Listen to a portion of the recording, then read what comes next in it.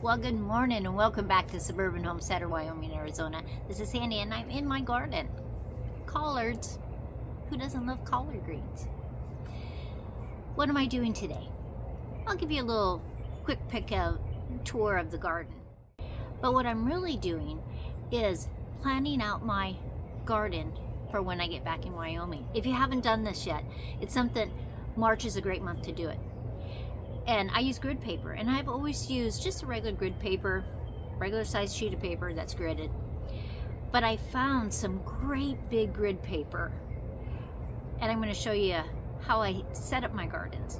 So when I get back, I know exactly what plants I need to start, what I need to buy, and I can just not be frustrated, not be in a hurry. I have it all planned out. And so grid paper is your friend. I am happy with the gardens here in Arizona. There is a little bit of powdery mildew on a zucchini plant, so I'm going to cut those leaves off today. And it'll give a little more sunshine down into where all those flowers are just packed in there.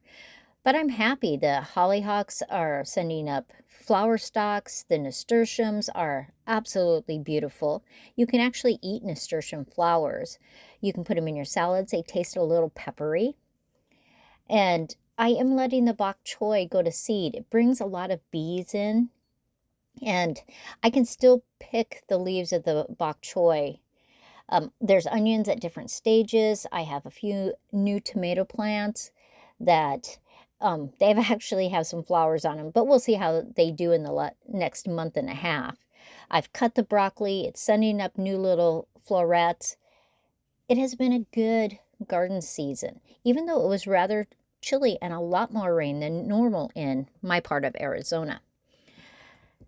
But I'm happy. The asparagus, this is the second year for it, so next year or maybe the year after I'll actually harvest some off of there. But I'm actually getting ready to garden in Wyoming, and that's why it's important to be prepared and have it ready and know where I'm going to have everything, so I am right on and I don't have to worry and I don't have to frustrate. I just want to be able to get everything done. There's my giant tomato plant there. It is the biggest tomato plant I've ever grown. So let's get some grid paper out. Now, like I told you before, most of the time I use just regular grid paper. It's a regular size sheet of paper, but I found this and I just thought each square can be 1 foot. And so I'm going to do a section in my gardens back home that is about 8 feet by 16 feet. There are some issues with that part where it doesn't get as much sun as many other parts of my gardens, but I'm just marking 8 and 16 so that I'm going to take my ruler, I'm going to take a marker, and I'm just going to draw it completely out. Now, depending on your gardens, maybe a square equals 2 feet or 3 feet. That depends on how big your garden is. But for me, 1 square can equal 1 foot. So it's easy to just draw everything out. And then the next thing I always want to do is add things that are already there. Because if you have an established garden, a lot of times there are things that are perennials that will come up every year. And so when you're making your grid, you don't want to forget to add those in there and put vegetables where you are either going to have to not have those vegetables and dig up those perennials, or you have a lack of vegetables. So there it is, 8 feet by 16 feet. Now I'm going to start drawing things that are in there. Like I have a black raspberry bush that is right there on that corner. It's wild and crazy. It's not like my other ones. It's very thorny. And it gives me very tiny, tiny black raspberries, but they're delicious. And then I have rhubarb there. And so I'm writing that down. Sometimes if you just put circles or squares, you don't remember what that is later. You have to think about it. I don't want to have to think about anything. I want to get back to Wyoming and get started right away.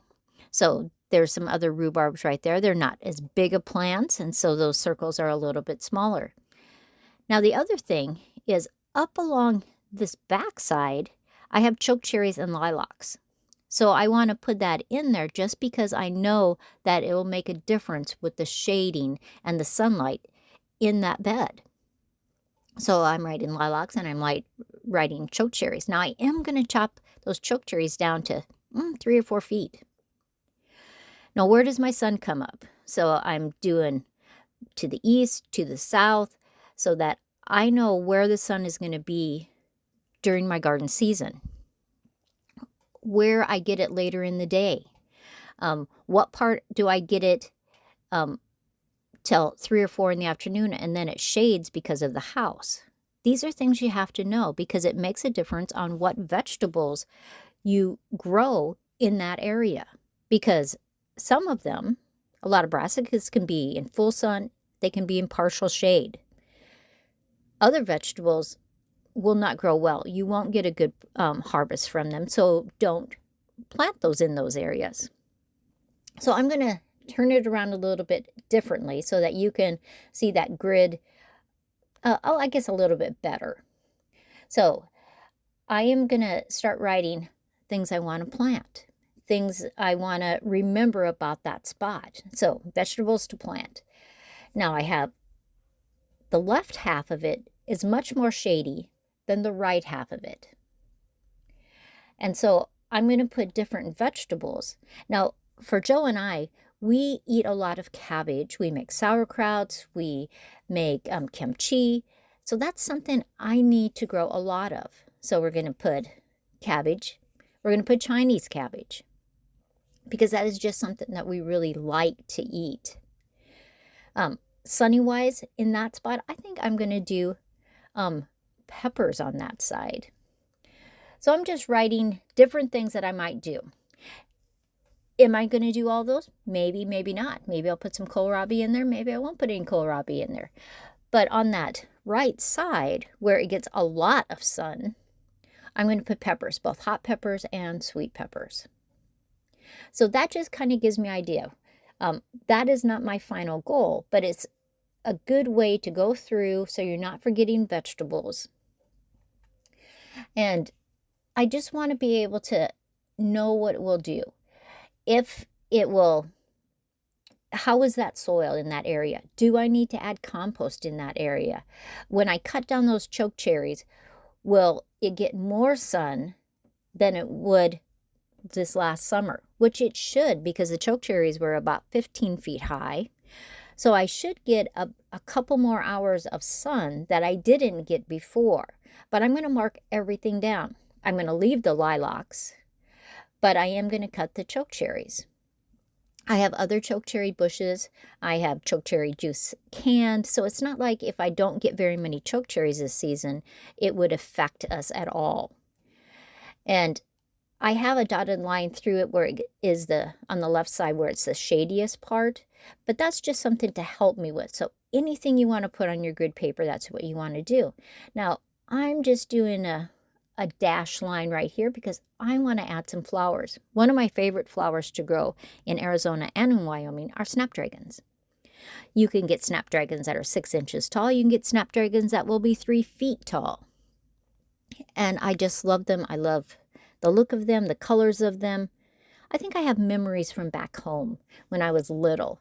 And we would break those flowers off and squeeze them on the sides, and then we would act like they were talking.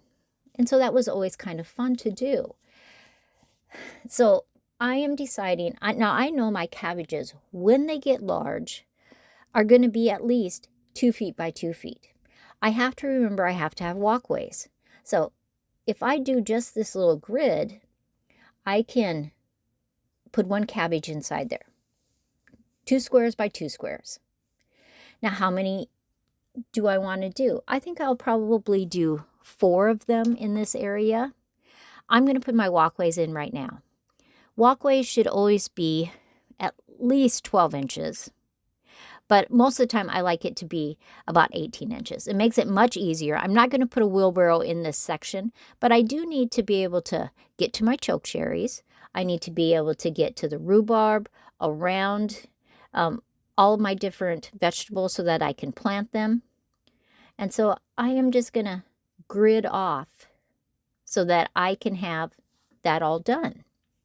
And Now, even though I'm going to grid for the Chinese cabbage too, I can get at least 2 Chinese cabbages in that area, that where I'd only have 1 of the regular cabbages. And so you have to look at not what the plant will look like when you first plant it, that little seedling, but how big will it get? Will it get 2 feet across? Will it be able to be contained in that 1 square? Those are things that you need to do. And when you grid that off, you'll be much more successful. Because seriously, grid paper is your friend. It is. It will make your gardening experience so much better. I'm going to make those lines a little bit straighter with my ruler, just because that's a weird thing in my brain that I need it to be. So then when you decide, okay, this is where my cabbages are going to be. Do I need a walkway between my cabbages and my peppers?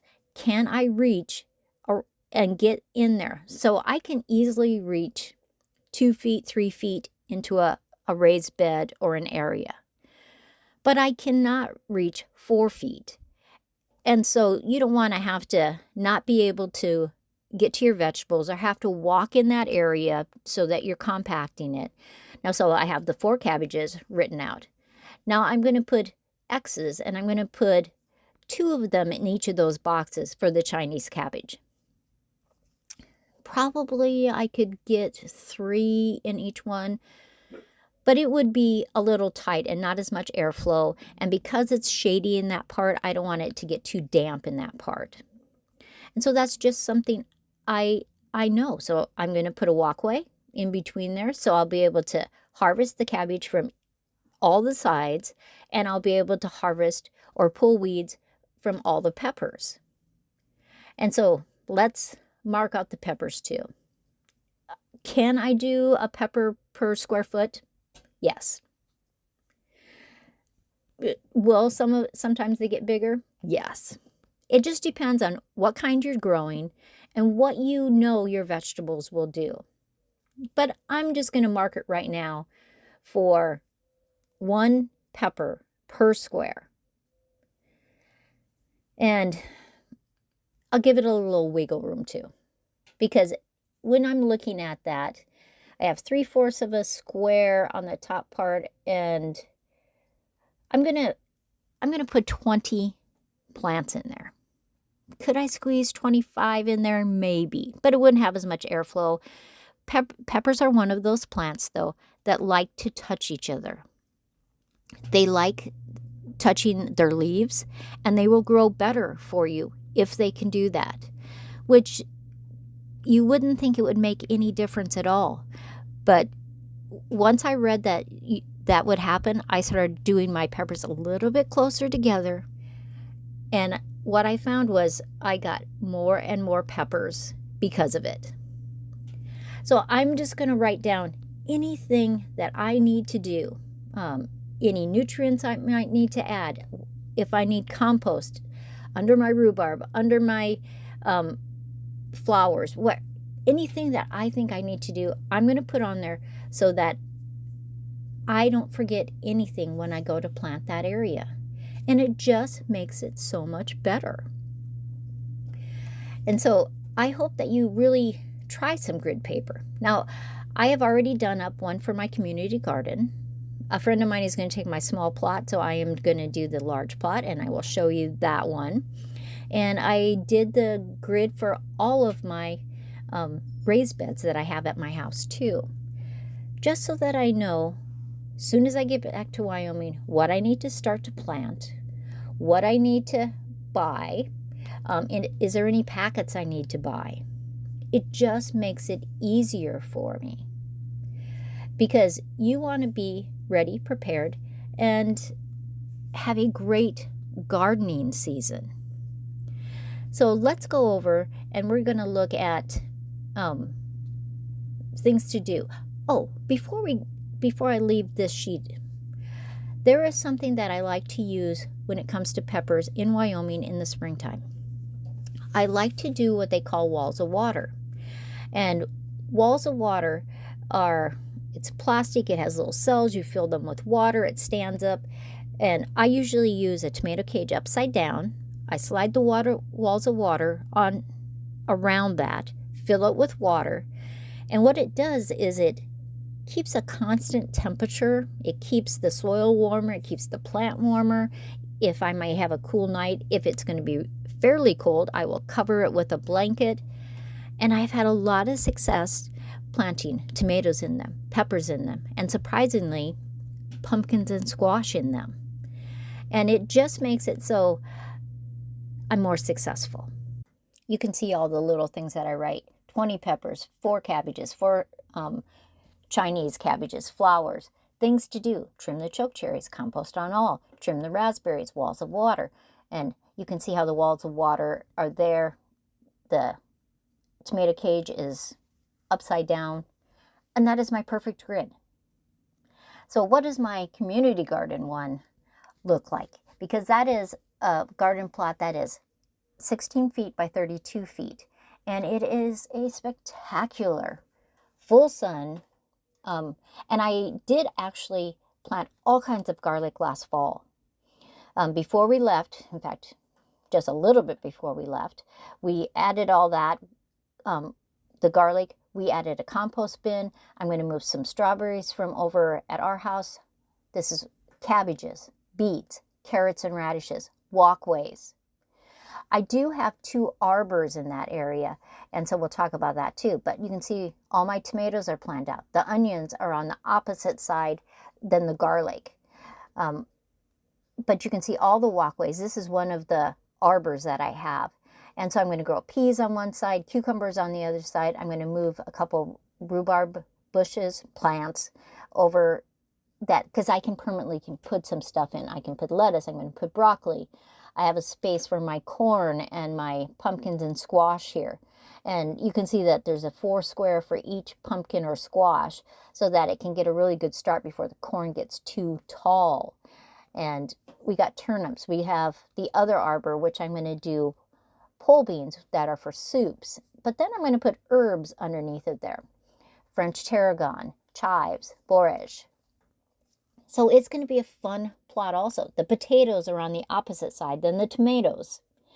And I'm going to add some Swiss chard in there also. But I give all the information just like the other one. Some more Chinese cabbage, because we love Chinese cabbage. But on each one, you're going to write where it is, what the size is, what you're going to have to either start, packages that you may have to buy. And I always like the different herbs, and I always things to plant. And then as I plant those, I cross them off. It is a great way to be ready. And then I'm just going to roll them up. They're just going to go into a tube, and I can take them back, and I don't have to worry about them getting banged up or ripped or anything like that. And they will just fit right in that tube, and I'll seal the ends when I get all the way done with all the gardens. And this is the company where that makes that big grid paper. There's probably other ones. I'll try to put a link below. And this is just real quick, my raised beds that I have at my house and things I want to do in those, the walkways, any places where I have already established things, rhubarb, onions that come back each year, my grape arbor, my apple trees, my pear trees, anything that I might need. This is the only one I questioned, that one, because I wasn't sure if it was 4x3 or 3x5. But you can adjust, you can add, you can see, and this I know which parts are shady, which parts are sunny. And do a walk around in your yard. Walk different times during the day so you realize where that sun is, where the bushes and trees are shading it, so that you are ready for the season. So if you haven't planned your garden out, March, perfect month. If you've already started it, go back and look one more time. What else do I need to do to prep that garden? Do I need to trim anything? Do I need to add compost? Do I need to buy anything that will help? Lattices, walls of water, hoops, anything that I might need, so that when it becomes springtime and you can start really planting, which for a lot of you, it will be very soon. Other people in Wyoming, it's not till mid-May to the end of May. Be ready, be prepared, and your gardening experience will be so much smoother and so much better because grid paper is your friend.